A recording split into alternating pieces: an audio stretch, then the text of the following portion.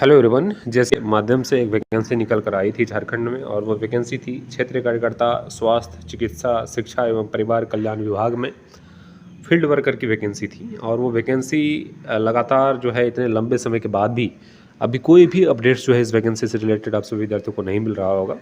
इसमें सीटों की संख्या कितना निकल कर आया था? अनारक्षित के लिए जो है 230 सीटें थी, अनुसूचित जनजाति के लिए 133 सीटें थी, अनुसूचित जाति के लिए 44 सीटें थी, अत्यंत पिछड़ा वर्ग अनुसूचित वन के लिए 45 सीटें थी, पिछड़ा वर्ग के लिए 7 सीटें थी और आर्थिक रूप से कमजोर के लिए 51 सीटें थी। कुल सीटों की संख्या जो है वो 510 था और महिलाओं के लिए आरक्षित सीटें जो है वो 25 थी। ठीक है, तो 510 सीटों पर जो है वैकेंसी निकल कर आई और बहुत लंबे समय के बाद भी इसमें कोई भी अपडेट्स ना ही आयोग की तरफ से दिया जा रहा है और ना ही कोई भी और अपडेट्स आप सभी विद्यार्थियों को मिल रहा होगा ऑफिशियली। ठीक है, इस वीडियो में आप सभी विद्यार्थियों को इसके सिलेबस, संपूर्ण सिलेबस की जानकारी, जब भी एग्जामिनेशन होंगे उसके क्या कट ऑफ रहने के अनुमान है उसको बताने का प्रयास करूंगा और संभवतः जो है आपके एग्जामिनेशन कब होंगे इसकी जानकारी आप सभी विद्यार्थियों को दी जाएगी।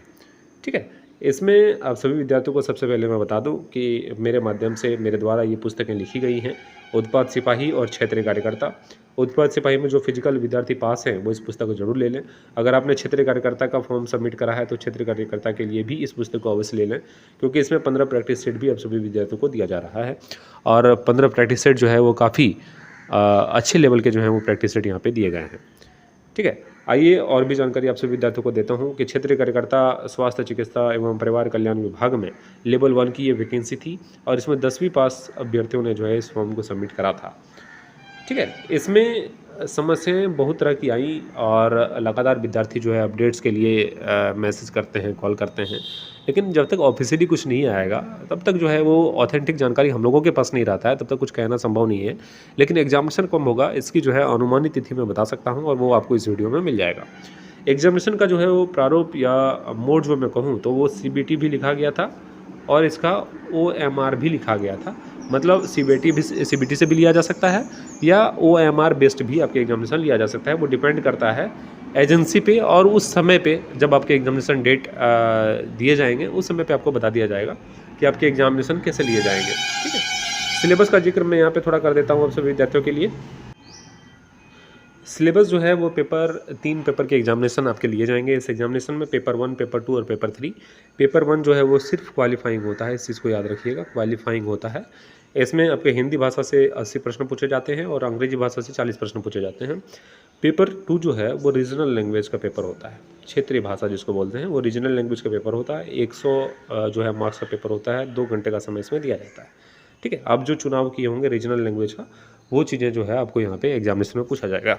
इसके बाद जो है वो समान अध्ययन से पेपर 3 जो मेरिट बनता है पेपर 2 और पेपर 3 से, तो पेपर 3 में जो है समान अध्ययन से 40 प्रश्न पूछे जाएंगे, झारखंड राज्य से संबंधित ज्ञान से 50 प्रश्न पूछे जाएंगे, सामान्य गणित से 10 प्रश्न पूछे जाएंगे और सामान्य विज्ञान से 20 प्रश्न पूछे जाएंगे। कुल प्रश्नों की संख्या 120 होगी। इसमें देखिए कट ऑफ कितना जाता है, इस चीज़ को थोड़ा ध्यान दीजिएगा आप सभी विद्यार्थी। 120 प्रश्न में आपको करीब करीब 84 to 85 प्रश्न जो है वो सही करने पड़ेंगे। ठीक है, मतलब 70% जो है वो मार्क्स लेके आप सभी विद्यार्थियों को आना पड़ेगा। 70% मैं इसलिए कह रहा हूँ क्योंकि JSSC का ये पैटर्न रहा है कि अगर 70% आपके आ रहे हैं तो अपने आप को आप जो है सुरक्षित महसूस कर सकते हैं किसी भी एग्जामिनेशन में। देखिए, जब तक एग्जामिनेशन आपका हो नहीं जाता है तब तक कट ऑफ का प्रेडिक्शन करना उतना आसान नहीं है। इसलिए मैं यहाँ पे आपसे विद्यार्थियों को कह रहा हूँ परसेंटेज के हिसाब से कोई भी एग्जामिनेशन आप JSSC का दीजिए, अगर आपके एग्जामिनेशन में 70% स्कोर आ रहे हैं तो आप अपने आप को जो है वो सुरक्षित महसूस कर सकते हैं। और इसी चीज़ को जो है मैं यहाँ पे बता रहा हूँ कि 70% जो है आपके मार्क्स आने चाहिए एग्जामिनेशन में।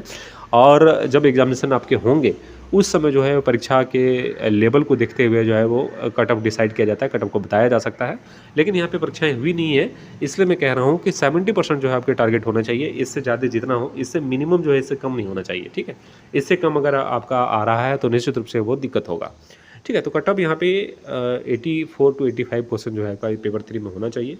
और पेपर 2 जो जहाँ पे रीजनल लैंग्वेज होता है इसमें अब तो अच्छे खासे स्कोर करने के लिए जो है विद्यार्थी अच्छे स्कोर कर जाते हैं। 80-90 प्रश्न जो है वो सही कर जाते हैं 100 में से।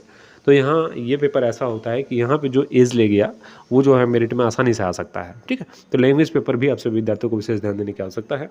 बाकी एग्जामिनेशन जो है वो फील्ड वर्कर का आप सभी विद्यार्थी जानने का प्रयास कर रहे होंगे कि एग्जामिनेशन कब होगा। ठीक है, तो JSSC में बहुत सारे विद्यार्थी गए थे और वहाँ पे ये पता चलकर निकल कर आया था उस समय जब एक्साइज कांस्टेबल के विद्यार्थियों भी वहाँ पे गए थे एग्जामिनेशन के लिए पता करने के लिए कि कब एग्जाम्स लिए जाएंगे, तो वहाँ पे कहा गया था कि एक्साइज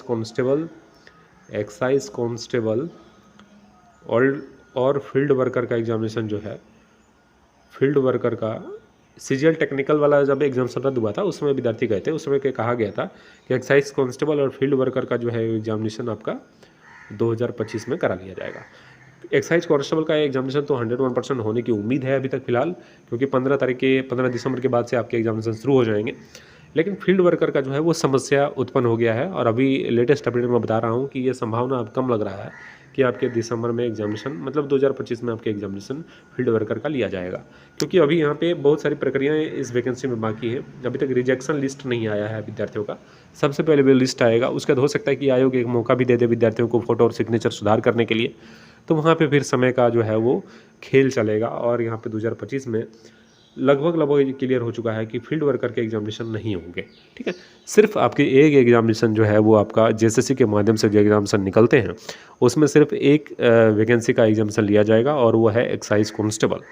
इसलिए एक्साइज कांस्टेबल वाले विद्यार्थी अगर आप अभी तक जो है कोई कोर्स नहीं लिए हैं तो निश्चित रूप से इस चैनल के माध्यम से भी टारगेट जो है वो कोर्सेज लॉन्च किए गए हैं। आप वहाँ पर जुड़कर सिर्फ 59 रुपये में जो है वो जुड़ सकते हैं और अच्छे ढंग से वो तैयारी कर सकते हैं। इस चैनल में आप ज्वाइन बटन पे जाएंगे, वहाँ पे जो है वो आप इस चैनल के माध्यम से जुड़ जाएंगे, कोर्सेज से जुड़ जाएंगे और आप जो है वो कोर्स का लाभ उठा पाएंगे। आपको जो भी मौका मिल रहा है एक्साइज वाले विद्यार्थी, आप सभी उस मौका को जो है रिजल्ट में तब्दील करने का प्रयास करें, क्योंकि कंपटीशन तो एक्साइज कांस्टेबल में बहुत ज़्यादा है। 257 पर एक विद्यार्थियों का सिलेक्शन होगा, तो कंपटीशन तो यहाँ भी है। लेकिन फील्ड वर्कर वाले विद्यार्थी जो आप सभी विद्यार्थी लगातार प्रश्न पूछ रहे थे, आप सभी विद्यार्थी का एग्जामिनेशन जो है 2025 में होने नहीं जा रहा है। आप सभी विद्यार्थियों को इंतजार करने की आवश्यकता है और 2026 में जो है आपके एग्जामिनेशन होंगे, क्योंकि सबसे पहले अभी आपका रिजेक्शन लिस्ट आना बाकी है। वो लिस्ट आएगा, उसके बाद भी समय लिया जाएगा 1 से 2 महीना, उसके बाद आपके एग्जामिनेशन लिए जाएंगे। ठीक है, परेशान नहीं होना है। मैं हमेशा से कहता हूं कि जो भी अपडेट्स आएगा वो इस चैनल के माध्यम से आप सभी विद्यार्थियों को प्रोवाइड करा जाता है। चैनल को सब्सक्राइब करके बेल आइकन को दबा लीजिएगा। जो भी अपडेट्स आएंगे इस चैनल के माध्यम से आपको सही समय पर और 101% जो है वो ऑथेंटिक जानकारी आप सभी विद्यार्थियों को दिया जाता है, ताकि आप कोई विद्यार्थी जो है वो कोई गलत इन्फॉर्मेशन आप तक ना पहुंच सके और आपको जो है वो परेशानी का सामना ना करना पड़ सके। ठीक है, तो मेरी बातें समझ गए होंगे। अभी फिलहाल जेएसएससी के माध्यम से एक ही बहाली है, वो है एक्साइज कांस्टेबल, जिसकी बहाली 2025 में होने जा रही है और एग्जामिनेशन 2025 में होने जा रहा है। इसके बाद मेडिकल की प्रक्रियाएं होती हैं एक्साइज कांस्टेबल में। उसके अलावा जेएसएससी के माध्यम से कोई भी एग्जामिनेशन जो है वो कंडक्ट नहीं कराया जाएगा अभी फ़िलहाल के टाइम में। 2026 में क्या अपडेट्स आते हैं, जिस तरह से सुगबुगाहट चल रही है कि एग्जामिनेशन कैलेंडर भी जेएसएससी फिर से दे सकता है, जबकि वो कभी फॉलो नहीं करता है, लेकिन फिर से सुगबुगाहट तेज है कि दिसंबर तक जो है वो आपके एग्जामिनेशन कैलेंडर जेएसएससी का फिर से दिया जाएगा। तो आने वाले समय में जो भी अपडेट्स होंगे वो देने का प्रयास मैं आपसे विद्यार्थियों को करूंगा। जेएसएससी का प्रेडिक्शन करना बहुत मुश्किल है, क्योंकि जेएसएससी कुछ ऐसे काम कर बैठती है जिसका अनुमान किसी को नहीं होता है। ठीक है, जिस तरह से आप अभी सीजीएल का मामला देख रहे होंगे और भी अन्य मामले देख रहे होंगे, बहुत गलत स्थिति में अभी जो है वो जेएसएससी चल रहा है, छात्रों के भविष्य के साथ लगातार खिलवाड़ कर रहा है। आप सभी विद्यार्थियों को पता होगा कि किस तरह से बहालियों की स्थिति कर दी गई है। झारखंड कांस्टेबल की वैकेंसी 2015 में आई थी और अभी तक वैकेंसी देखने को नहीं मिला है 10 साल में। कक्षपाल की वैकेंसी आपके 2014 में आई थी और 2025 में आई है, तो किस तरह कम वैकेंसी निकल कर आया है, एज में छूट नहीं दिया गया। दरोगा की वैकेंसी 2018 में आई थी, 2025 खत्म होने को है, दरोगा की वैकेंसी निकल कर नहीं आई है।